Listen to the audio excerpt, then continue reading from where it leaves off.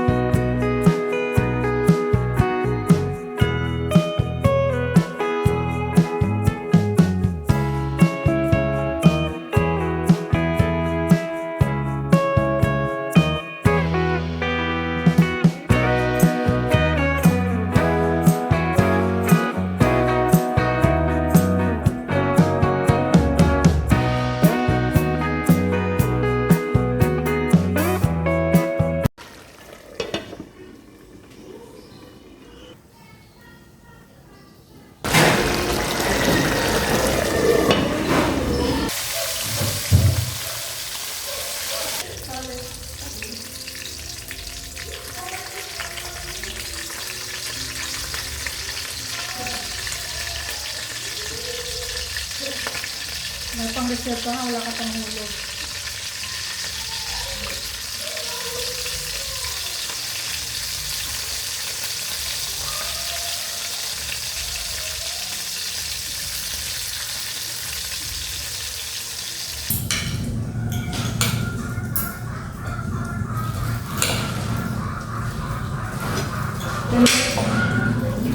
Bisha! Oh, share food!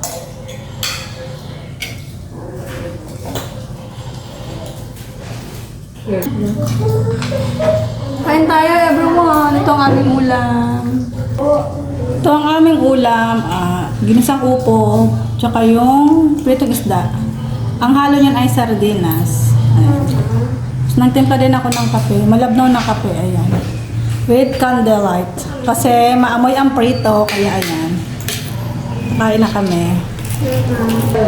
Papasok ko kasi sinubukan ko din. Pwede pa yan. Huwag malaki siya din sa sulit. Habang bata. Pag malaki, hindi pa siya. Tama guys. Yes. Sino nagilid? Yeah, I like it. Because I know I'm having a hard time to eat a leg. Ito nga ako nakakain ako nakasuko eh. Wala ko lang tumakabot na. Pwede mo rin. Don't be what. Sabihin ka ano ka naman yun. Sarap ng upo, maanghang. Kasi maanghang na sardinas nilagay ko dito eh. Ganun ka ito, mga totoo. Minsan naisip ko mga utak ko sila sa ano. Oo, malapit na. Kasi, Kaya na angkad na siya. Huwag ka maayos. Kaya na.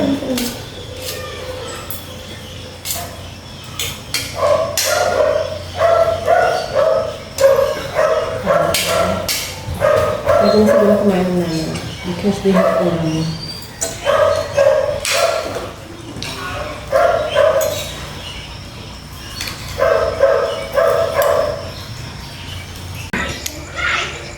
relax mood na kami lahat. Tapos na kami kumain. Ano na, alas 8 na. Maya-mayang mga 9. Mayang 9 na na kami. Magtutulog na kami kasi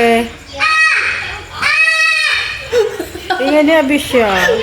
Kasi bukas may mga pasok ng mga bata. Maaga pa ang gising nila. Ayun siya, Bisha. Nanonood siya ng ewan ko ano pinapanood niya, hindi ko maintindihan. Ayun si Lance nagbabike. Ayun dalawang igrat. Sa cellphone, si Ate Aki, at yung kanyang nanay. Ayan, ang aming ganap today. Ito ang aming ganap dito maghapon sa bahay. Kasi nga maulan, hindi makaalis. So, ayun lang. Thank you for watching. Please like and subscribe sa aming YouTube channel. Sa aming Simple Living here in Tacloban. Bye-bye! Tacloban! Bye-bye! Say bye-bye everyone. Goodbye, Utot! Bye-bye! Goodbye, Utot!